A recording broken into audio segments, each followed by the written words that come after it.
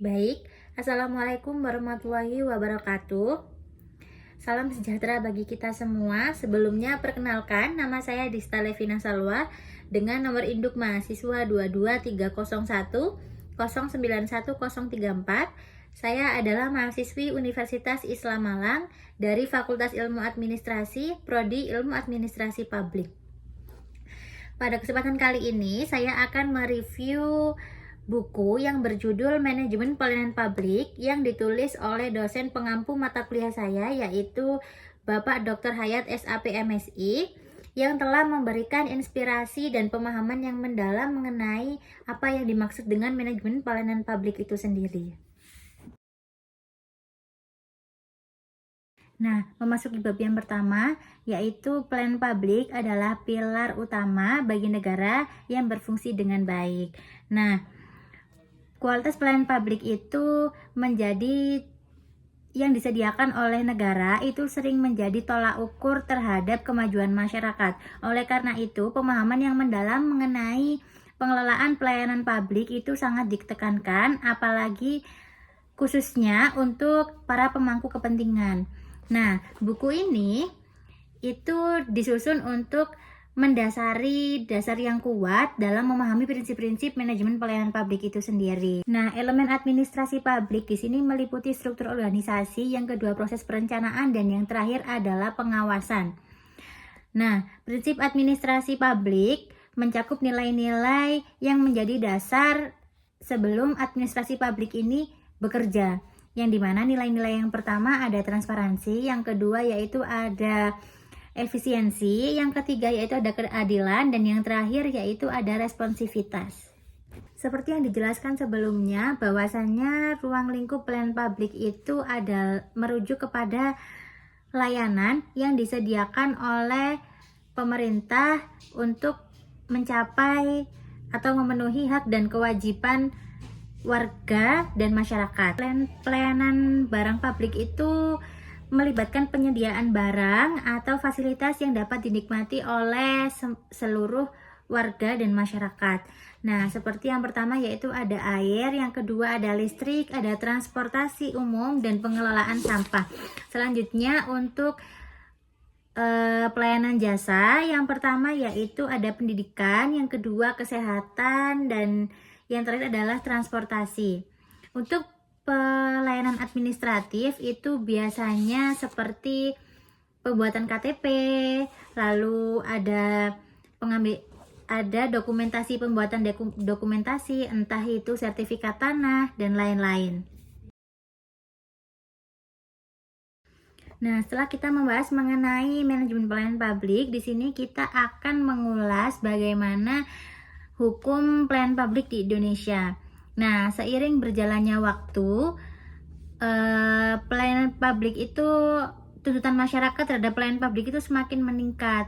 Nah, di sini tugas pemerintah dalam menghadapi tuntutan ini adalah sebagai regulator dan pelaksana kebijakan. Nah, regulasi pelayanan publik itu tersebar di peraturan sektoral dengan standar yang bervariasi sehingga membuat pelayanan publik itu sulit untuk dikelola. Meskipun pemerintah telah membuat berbagai layanan melalui berbagai kebijakan mulai dari instruksi dan surat edaran. Nah, selanjutnya yaitu dasar hukum pelayanan publik. Nah, yang menjadi dasar hukum pada buku ini yaitu adalah Undang-Undang Nomor 25 Tahun 2009. Di mana pada pasal 4 di sini menyebutkan beberapa prinsip yang harus ditekankan dalam pelaksanaan pelayanan publik itu sendiri. Yang pertama, yaitu pelayanan publik harus mengacu pada kepentingan umum. Yang kedua, yaitu warga berhak menerima layanan sesuai yang diselenggarakan oleh penyelenggara layanan. Dan yang terakhir, yaitu penyelenggara layanan atau pegawai harus memiliki kompetensi dan etika yang baik. Tetapi reputasi buruk juga harus tetap ditekankan dalam kinerja layanan ini.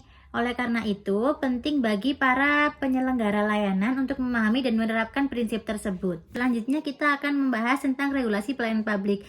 Regulasi pelayanan publik itu sendiri adalah serangkaian aturan yang mengatur penyelenggaraan layanan oleh pemerintah atau institusi publik agar terpenuhinya suatu kebutuhan masyarakat. Untuk regulasi pelayanan publik di sini sendiri juga tercermin dari beberapa dokumen. Yang pertama yaitu ada Undang-Undang Nomor 25 Tahun 2009 itu yang menjelaskan tentang kerangka dasar pelayanan publik. Nah, selanjutnya adalah peraturan dari Menteri Pendayagunaan Aparatur Negara atau yang disingkat dengan PAN dan Reformasi Birokrasi nomor 9 tahun 2021 yang menetapkan standar pelayanan dan reformasi di lingkungan PAN itu sendiri.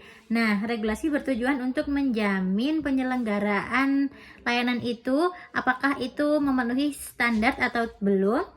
Namun juga perlu diperhatikan dampak, tingkat kepatuhan, dan implementasi standar pelayanan yang memengaruhi kualitas layanan. Selanjutnya pada bab 4 yaitu prinsip-prinsip pelayanan publik.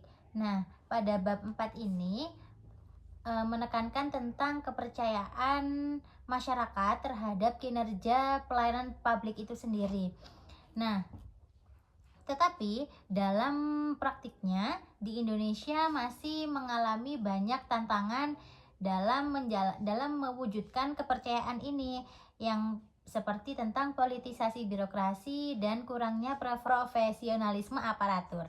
Nah, yang birokrasi kerap digunakan sebagai alat kekuasaan, bukan digunakan sebagai pelayanan publik. Padahal pelayanan publik yang baik itu seharusnya dilandasi dengan nilai keterbukaan, responsivitas, keadilan, dan partisipasi aktif dari masyarakat.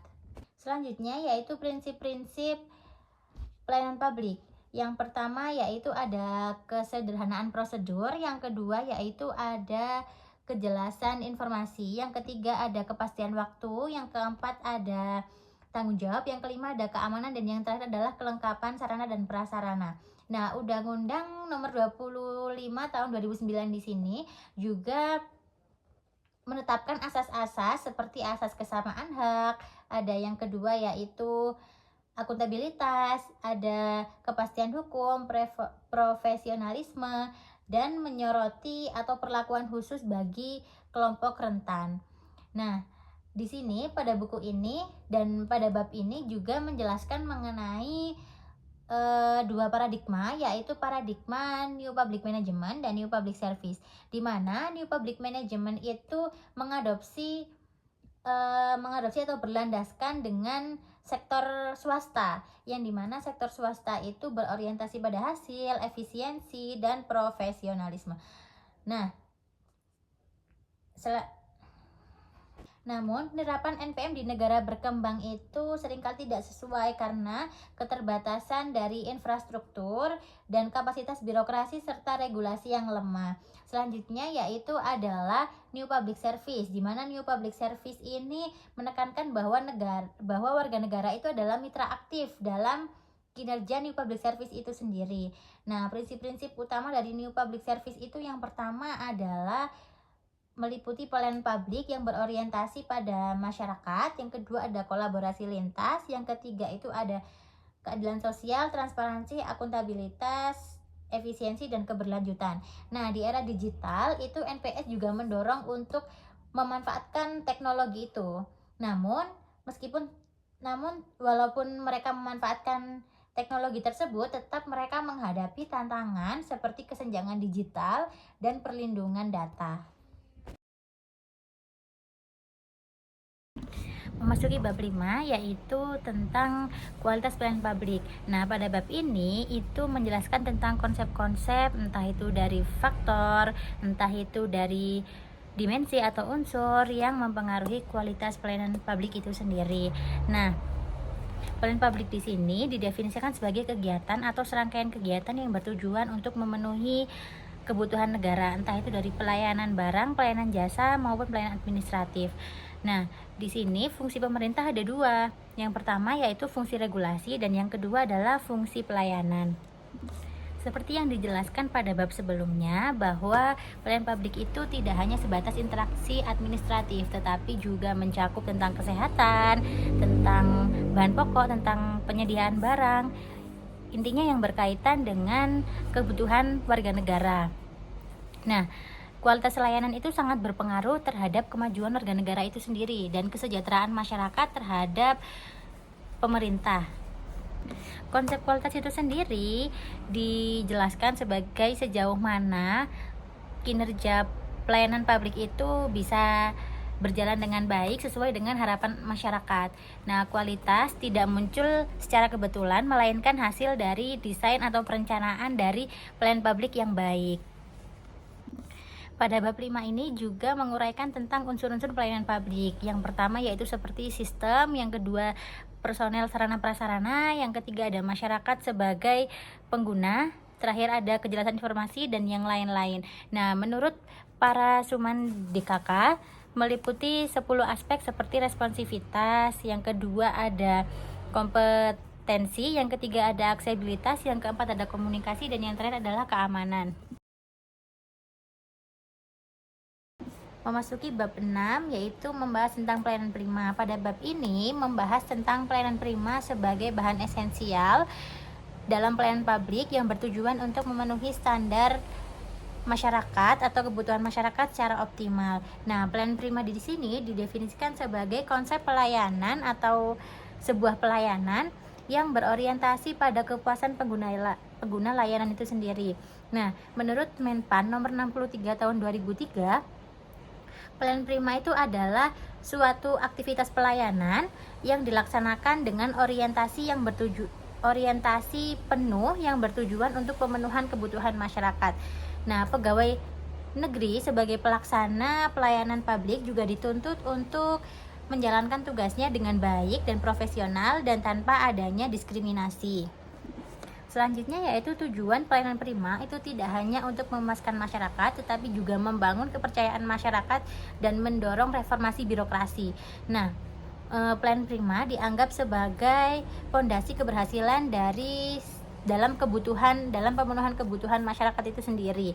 Nah, dalam pelaksanaannya pelayanan prima itu ada 3 aspek. Yang pertama attitude atau sikap, yang kedua itu ada attention atau penuh perhatian, dan yang ketiga itu ada action. Action itu respons secara cepat dalam menanggapi layanan tersebut. Nah, peningkatan kualitas pelayanan publik itu mencakup beberapa aspek. Yang pertama yaitu ketepatan waktu, yang kedua ketelitian, dan yang ketiga adalah tanggung jawab. Jadi secara keseluruhan bab 6 ini menekankan bahwa pelayanan prima itu adalah kunci dan fondasi utama terhadap keberhasilan pemenuhan kebutuhan masyarakat. Nah, ia juga menjadi fondasi yang harus diintegrasikan secara menyeluruh dalam kebijakan dan praktiknya, dan ia itu mampu menjawab tuntutan masyarakat yang semakin kompleks dan dinamis. Memasuki bab 7 yaitu tentang permasalahan manajemen pelayanan publik. Nah, di Indonesia isu pelayanan publik itu semakin meningkat karena perbaikannya masih terhambat.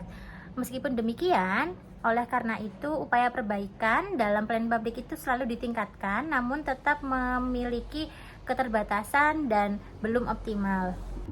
Di berbagai negara termasuk Indonesia itu reformasi publik memiliki tujuan utama yakni guna memberikan pelayanan yang baik, efisien, dan responsif dan berorientasi pada hasil. Nah, namun tekanan-tekanan itu masih muncul terhadap pelayanan ini seperti tekanan pada lembaga-lembaga internasional seperti IMF, Bank Dunia, dan donor. Nah, lembaga-lembaga internasional tersebut seringkali menuntut perbaikan dalam pelayanan publik sebagai syarat utama dalam bantuan yang mereka berikan.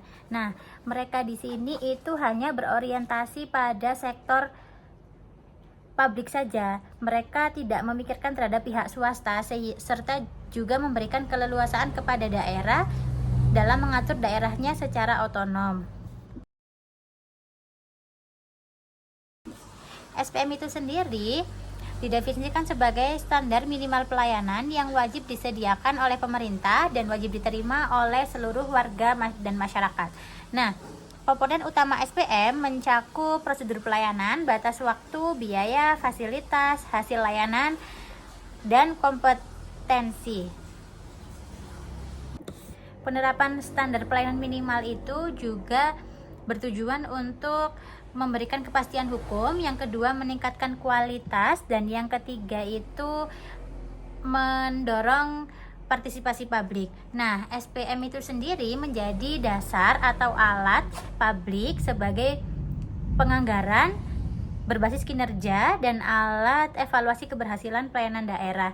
Nah, secara keseluruhan bab 8 ini tentang SPM ini sendiri menekankan pentingnya SPM sebagai wujud nyata dari prinsip good governance dan sebagai sarana untuk meningkatkan kesejahteraan masyarakat. Memasuki bab 9, yaitu pelayanan publik adalah hak konstitusional bagi negara yang telah diatur pada Undang-Undang Nomor 25 Tahun 2009. Nah, dalam konteks tata kelola, pelayanan publik itu harus memenuhi standar kualitas tertentu. Kepuasan masyarakat adalah tujuan dari adanya pelayanan publik itu sendiri. Nah, selain itu, birokrasi telah memainkan penting dalam perjalanan negara. Dalam kacamata masyarakat, kinerja birokrasi yang ada di Indonesia ini masih perlu ditingkatkan lagi karena birokrasi itu sendiri dianggap sebagai citra negatif. Di tengah perubahan yang semakin pesat itu, kinerja sektor publik itu menjadi subjek yang penting untuk diperhatikan karena adanya ketidakpuasan yang muncul dari masyarakat. Nah, peran pemerintah di sini adalah sebagai kunci proses demokrasi yang memelihara kepercayaan masyarakat itu sendiri dengan meningkatkan kinerja pegawai. Dalam kinerja sektor publik diperlukan parameter yang jelas untuk mengukur sejauh mana kinerja itu telah digunakan. Nah, pengukuran kinerja juga berfungsi sebagai alat kontrol bagi manajemen dalam merumuskan kebijakan itu.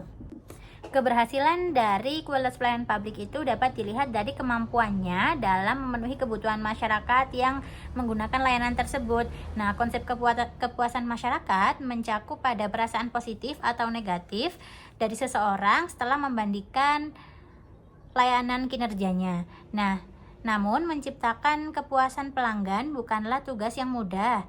Oleh karena itu, penyelenggara layanan harus mampu memahami dengan baik apa yang diinginkan oleh pengguna layanan. Memasuki bab 10, yaitu tentang budaya etika dan kode etik dalam pelayanan publik. Nah, pelayanan publik itu bukan hanya soal efisiensi dan teknologi, tetapi juga sangat bergantung pada etika dan moralitas. Sayangnya di Indonesia itu etika ini masih sering diabaikan. Banyak birokrat yang lebih mementingkan pribadi dan kelompoknya daripada mementingkan kepentingan masyarakat. Padahal pelayanan publik itu yang baik adalah kunci dari keberhasilan pelayanan. Perubahan paradigma ke arah good governance menuntut pemerintahan yang adil, transparan, dan akuntabel. Namun masih banyak tantangan, terutama dalam menanamkan nilai-nilai etika dalam birokrasi. Etika dalam pelayanan publik berarti menjalankan tugas tidak hanya sesuai dengan aturan, tetapi juga dari kesadaran etika dan moralitas dari pemangku kepentingan. Kode etik menjadi alat penting dalam menegakkan etika birokrasi. Meskipun nilai-nilai Pancasila dan agama sering dijadikan pedoman, namun dalam penerapannya masih belum maksimal. Nah, kode etik di sini harus dipahami bukan hanya sebagai formalitas, tetapi juga sebagai panduan perilaku nyata dalam melayani masyarakat. Nah, etika juga sangat penting dalam mewujudkan good governance. Masalah seperti birokrasi, tentang minimnya transparansi, dan rendahnya profesionalisme bisa diatasi jika birokrat mengedepankan nilai-nilai etis itu tersebut. Nah, dengan komitmen yang kuat terhadap etika, pelayanan publik akan menjadi lebih responsif, adil, dan mampu menjawab kebutuhan masyarakat dengan baik. Memasuki bab 11 yaitu transparansi, akuntabilitas, responsibilitas, partisipasi publik, dan integrasi pelayanan publik. Nah, akuntabilitas publik merupakan dasar etika dalam administrasi dan penyelenggara pemerintahan. Intinya setiap lembaga, baik itu yudikatif, eksekutif, legislatif, harus mampu mempertanggungjawabkan semua keputusan dan tindakan yang mereka perbuat. Secara etimologis, akuntabilitas itu berasal dari bahasa Latin dan berkaitan dengan perhitungan serta pertanggungjawaban. Akuntabilitas digunakan untuk memastikan dana publik dikelola dengan tepat. Di era modern, akuntabilitas menjadi bagian penting dari good governance itu sendiri, tidak hanya soal keuangan, tetapi juga keputusan kebijakan yang etis dan adil. Pemerintah dituntut untuk transparan, terbuka, dan responsif terhadap masyarakat. Selain itu, penyediaan informasi yang jujur dan mudah diakses juga menjadi bagian dari akuntabilitas itu sendiri, agar masyarakat bisa ikut berpartisipasi dalam pengambilan keputusan. Intinya, akuntabilitas mencerminkan komitmen pada integritas dan pelayanan publik yang berkualitas demi membangun kepercayaan masyarakat terhadap pemerintah. Memasuki bab terakhir yaitu inovasi dalam pelayanan publik. Nah, inovasi dalam pelayanan publik merupakan katalis yang mengubah wajah layanan yang disediakan oleh pemerintah. Nah, bab 12 ini menjelaskan tentang pentingnya inovasi dalam pelayanan publik sebagai bagian dari transformasi pemerintah modern. Inovasi tidak hanya soal penggunaan teknologi baru, tetapi juga sebagai solusi kreatif, inklusif, dan berkelanjutan demi meningkatkan kualitas layanan. Dalam konteks desentralisasi, pemerintah daerah didorong untuk merancang layanan yang sesuai dengan kebutuhan lokal melalui kebijakan yang inovatif. Pada akhirnya, inovasi dalam pelayanan publik adalah kunci untuk menciptakan birokrasi yang akuntabel dan transparan. Momentum inovasi ini juga harus dijaga dan terus dikembangkan agar kualitas pelayanan publik semakin maju dan setara dengan standar global. Paradigma inovasi pelayanan publik menjelaskan bahwa inovasi merupakan konsep multidimensional yang didefinisikan secara beragam oleh para ahli. Nah, inovasi tidak hanya berkaitan dengan penciptaan ide baru, tetapi juga implementasi dalam konteks sosial dan organisasi tertentu. Inovasi mencangkup kebaruan yang relatif, baik dan reimplementasi ide lama maupun penerapan teknologi yang sudah ada dengan cara baru. Dalam sektor publik, inovasi diarahkan pada peningkatan efisiensi, efektivitas, dan penciptaan nilai publik. Inovasi publik tidak hanya dipengaruhi oleh teknologi, tetapi juga oleh politik, norma, sosial, dan kolaborasi antar pemangku kepentingan.